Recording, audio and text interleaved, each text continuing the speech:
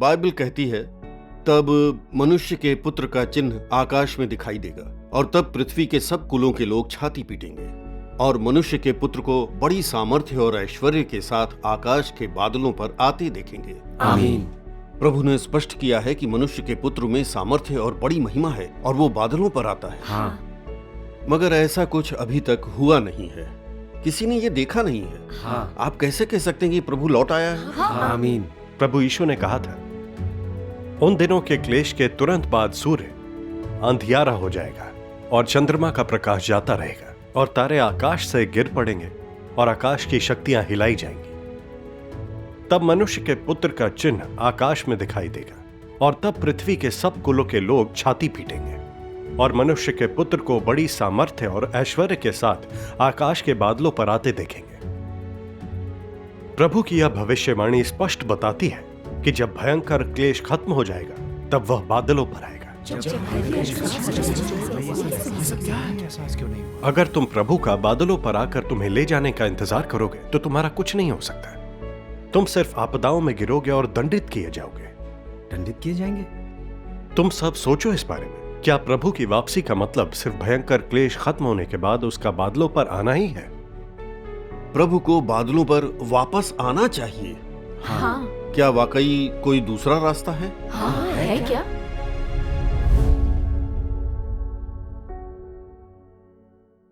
प्रभु यीशु ने न सिर्फ सबके सामने बादलों पर आने की भविष्यवाणी की थी, बल्कि उसने कई बार यह भी कहा था कि वह मनुष्य का पुत्र बनकर और गुप्त रूप से आएगा। गुप्त रूप से आएगा? गुप्त रूप से आएगा? प्रभु के वचनों को ध्यान से पढ़ें, तब तुम्हें मेरी बात समझ आएगी। जैसे कि प्रभु यीशु ने कहा था, आधी रात को धूम मची, देखो दूल्हा आ रहा है, उससे भेंट करने के लिए चलो। इन वचनों का क्या मतलब है और ये पूरे कैसे होंगे? मुझे सच में यह भी है, देख मैं चोर के समान आता हूं। यदि तू जागृत ना रहेगा तो मैं चोर के समान आ जाऊंगा और तू कदापि ना जान सकेगा कि मैं किस घड़ी तुझ पर आ पड़ूंगा। देख मैं द्वार पर खड़ा हुआ खटखटाता हूं। यदि कोई मेरा शब्द सुनकर द्वार खोलेगा तो मैं उसके पास भीतर आकर उसके साथ भोजन करूंगा और वह मेरे साथ। क्योंकि जैसे बिजली आकाश के एक छोर से कौंधकर आकाश के दूसरे छोर तक चमकती है, वैसे ही मनुष्य का पुत्र भी अपने दिन में प्रकट होगा। परंतु पहले अवश्य है कि वह बहुत दुख उठाए और इस युग के लोग उसे तुच्छ ठहराएं। आमीन। ये भविष्यवाणियां प्रभु के अपने वचन हैं, तो ये भविष्यवाणियां कैसे पूरी होंगी? प्रभु की कही हर एक बात पूरी होगी। एक भी वाक्य ऐसा नहीं जो पूरा नहीं होगा। स्वर्ग और धरती खत्म हो सकती है पर प्रभु के वचन नहीं। यह सबको स्पष्ट है। प्रभु भरोसेमंद है। प्रभु की वापसी की भविष्यवाणियां अलग अलग बातें क्यों कहती हैं? वह आखिर कैसे वापस आएगा? सिर्फ ये विश्वास करना कि वो बादलों पर आएगा सही नहीं है। क्या इस तरह हम उसकी वापसी को सीमाओं में नहीं बांध रहे? हाँ। ये वास्तव में एक रहस्य है, इसे समझाना मुश्किल है।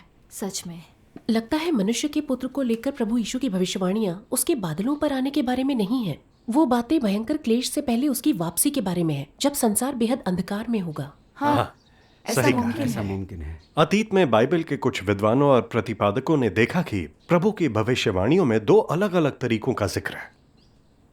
पहले गुप्त रूप से आने का और फिर सबके सामने आने का।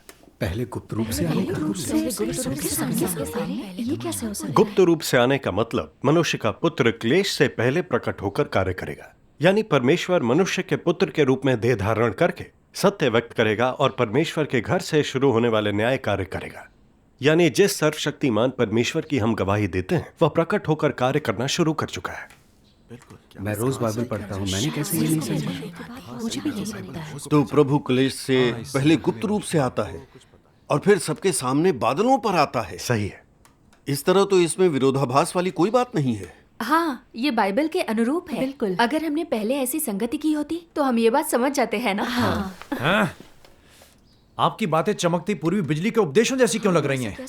पादरी ने बताया था कि प्रभु की वापसी की सभी गवाहियां झूठी हैं। आमीन। परमेश्वर का देह धारण करके वापस आने की सभी गवाहियां झूठी हैं। आमीन। क्या तुम चमकती पूर्वी बिजली के उपदेश दे रहे हो? मुझे लगा ही था कि दाल में कुछ काला है। अगर तुम चमकती पूर्वी बिजली के उपदेश दे रहे हो तो यहाँ से दफा हो जाओ। चमकती पूर्वी बिजली एक इंसान में विश्वास करती है। हम उनके उपदेश नहीं सुनते। हाँ सही कहा। हाँ, जिस प्रभु यीशु में हम विश्वास करते हैं वही परमेश्वर है। आमीन। आमीन। सब लोग शांत हो जाओ। हम मसीही भाई बहन हैं, शांति से विचार साझा करें। आओ आओ, बैठो। बैठकर थोड़ा और सुनते हैं। कृपया शांति से बैठकर सुनो। क्या तुम संप्रदाय के आधार पर उपदेश में भेदभाव करते हो? हर संप्रदाय में कुछ लोग सत्य समझते हैं, उनके पास परमेश्वर की स्वीकृति होती है। क्या सिर्फ तुम्हारे संप्रदाय को ही परमेश्वर की स्वीकृति प्राप्त है? प्रभु यीशु ने हमें संप्रदायों में बंटने को नहीं कहा था, उसने हमें एक दूसरे से प्यार करने को कहा था। हाँ। अगर तुम वाकई बाइबल समझते हो तो थोड़ा विवेकी होना ठीक है। हम साथ में छानबीन कर सकते हैं। जिसकी भी बातें सत्य के अनुरूप होंगी हमें उसकी सुननी चाहिए। बिल्कुल। अगर तुम्हें लगता है कि मेरी बातें बाइबल के अनुरूप नहीं है तो हम संगति करके बहस कर सकते हैं। हाँ, भाई शू की बात एकदम सही है। हमें संप्रदाय के आधार पर उपदेशों में भेदभाव नहीं करना चाहिए। प्रकाशित वाक्य की पुस्तक में परमेश्वर ने 7 कलीसियाओं से बात की है। वो सिर्फ एक संप्रदाय से बात नहीं कर रहा था। हाँ। सभी संप्रदायों में कुछ लोगों को परमेश्वर की स्वीकृति प्राप्त है, तो हमें इस बात पर ध्यान नहीं देना चाहिए कि उसका संबंध किस संप्रदाय से है। अगर उसकी संगति में रोशनी है और यह सत्य के अनुरूप है तो इसे सुनने में दिक्कत क्या है? हमें इसे एक अच्छी चीज माननी चाहिए। आपने सही कहा। तो अच्छी बात। हाँ, भाई शो की संगति काफी बढ़िया है। हाँ, इसमें रोशनी है। प्रभु का धन्यवाद। आजकल धार्मिक संसार बस यही मानता है कि प्रभु बादलों पर आएगा। वह यह नहीं मानता कि प्रभु गुप्त रूप से आएगा। खासकर ऐसा कोई नहीं है जो मनुष्य के पुत्र के आने के बारे में प्रभु की भविष्यवाणी को समझ सके। वास्तव में प्रभु यीशु ने करीब दर्जन बार यह भविष्यवाणी की है कि जब वह आएगा तो मनुष्य का पुत्र बनकर आएगा। हाँ, इससे पता चलता है कि जब प्रभु के स्वागत की बात हो तो सबसे अहम है अंत के दिनों में मनुष्य के पुत्र का स्वागत करना। तो जब प्रभु क्लेश से पहले गुप्त रूप से आता है तो वह कौन सा कार्य करने आता है? हाँ, कौन सा कार्य? प्रभु यीशु ने भविष्यवाणी की है, मुझे तुमसे और भी बहुत सी बातें कहनी है, परंतु अभी तुम उन्हें सह नहीं सकते। परंतु जब वह अर्थात सत्य का आत्मा आएगा तो तुम्हें सब सत्य का मार्ग बताएगा, क्योंकि वह अपनी ओर से ना कहेगा, परंतु जो कुछ सुनेगा वही कहेगा और आने वाली बातें तुम्हें बताएगा। आमीन। यह भी है, यदि कोई मेरी बातें सुनकर ना माने तो मैं उसे दोषी नहीं ठहराता, क्योंकि मैं जगत को दोषी ठहराने के लिए नहीं परंतु जगत का उद्धार करने के लिए आया हूं। जो मुझे तुच्छ जानता है और मेरी बातें ग्रहण नहीं करता है उसको दोषी ठहराने वाला तो एक है, अर्थात जो वचन मैंने कहा है वही पिछले दिन में उसे दोषी ठहराएगा। पिता किसी का न्याय नहीं करता, परंतु न्याय करने का सब काम पुत्र को सौंप दिया है, वरन उसे न्याय करने का भी अधिकार दिया है, इसलिए कि वह मनुष्य का पुत्र है। आमीन। आमीन। प्रभु यीशु ने कहा कि सत्य का आत्मा आएगा और सभी सत्यों में हमारा मार्गदर्शन करेगा। इसका क्या मतलब है? मुझे नहीं पता। इसका मतलब है प्रभु अंत के दिनों में देह धारण करके वापस आएगा, सत्य व्यक्त करेगा और न्याय कार्य करेगा। तो इसका क्लेश से पहले प्रभु विजेताओं का एक समूह बनाएगा। इसके बाद वो भयंकर क्लेश की शुरुआत करेगा, और जब शैतान के राज्य नष्ट हो जाएंगे और भयंकर क्लेश खत्म हो जाएगा तब परमेश्वर सबके सामने प्रकट होगा। प्रभु के स्वागत के लिए परमेश्वर के सबके सामने बादलों पर आने का इंतजार करने वाला शुद्ध होने का मौका गंवा देगा। यह प्रकाशित वाक्य एक साथ को साकार करता है। देखो, वह बादलों के साथ आने वाला है और हर एक आंख उसे देखेगी, वरन जिन्होंने उसे बेधा था वे भी उसे देखेंगे और पृथ्वी के सारे कुल उसके कारण छाती पीटेंगे। हाँ, आमीन। आमीन। ये लोग क्यों रोते बिलखते और अपने दांत पीसते हैं? जरा सोचो, क्या प्रभु को प्रकट होते देख उन्हें उत्साहित और खुश नहीं होना चाहिए? अगर प्रभु को देखकर लोग उत्साहित और खुश होने के बजाय रोते बिलखते और अपने दांत पीसते हैं तो इससे साबित होता है कि वो दुर्भाग्य झेलेंगे। तो ये भविष्यवाणी किस तरह पूरी होगी? अब मैं समझी। ऐसा लगता है कि भयंकर क्लेश के बाद प्रभु के बादलों पर आने पर ही उसका स्वागत करे तो तब तक बहुत देर हो जाएगी। तब पछतावे का समय नहीं होगा। जो सर्वशक्तिमान परमेश्वर की निंदा और विरोध करते हैं वे यकीनन परमेश्वर का दंड सहेंगे। हमें ऐसा नहीं बनना। इसका मतलब है कि मनुष्य के पुत्र के आने का स्वागत करने और स्वर्ग के राज्य के भोज में जाने वाले ही राज्य में प्रवेश की आशा कर सकते हैं। हाँ, लगता तो यही है। तुमने सही कहा। पहले हम वाकई बहुत नासमझ थे। हमने सर्वशक्तिमान परमेश्वर के कार्य की छानबीन क्यों नहीं की? हमें यहाँ तक पहुँचने में बहुत देर हो गई। पहले ही सुन लेना चाहिए था। बिल्कुल सही कह रहे हो। भाई ली, क्या तुम सच में चमकती पूर्वी बिजली की छानबीन करोगे? भूल गए पादरी और एल्डरों ने हमसे क्या कहा था? चमकती पूर्वी बिजली एक इंसान में विश्वास करती है, ये प्रभु की वापसी नहीं है। आमीन। आमीन। अगर हम सुनते रहे तो वाकई बहक जाएंगे। हाँ, हमें और नहीं सुनना चाहिए। चमकती पूर्वी बिजली के सुसमाचार प्रचारक को निकालो यहाँ से। दफा हो जाओ। ये तुम क्या कर रहे हो? देखते हैं कौन हाथ लगाता है भाई शू को।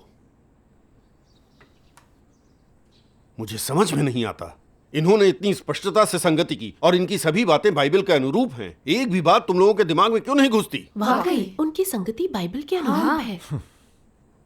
जरा सोचो, हम प्रभु में विश्वास क्यों करते हैं? इसीलिए ना कि हम उसका स्वागत कर सकें। हाँ। अगर हम हमेशा पादरियों और एल्डरों की सुने और सच्चे मार्ग की छानबीन न करें तो जानते हो परिणाम क्या होगा? हम आपदाओं में घिर जाएंगे, यानी मरने का इंतजार करेंगे। सही सही कहा।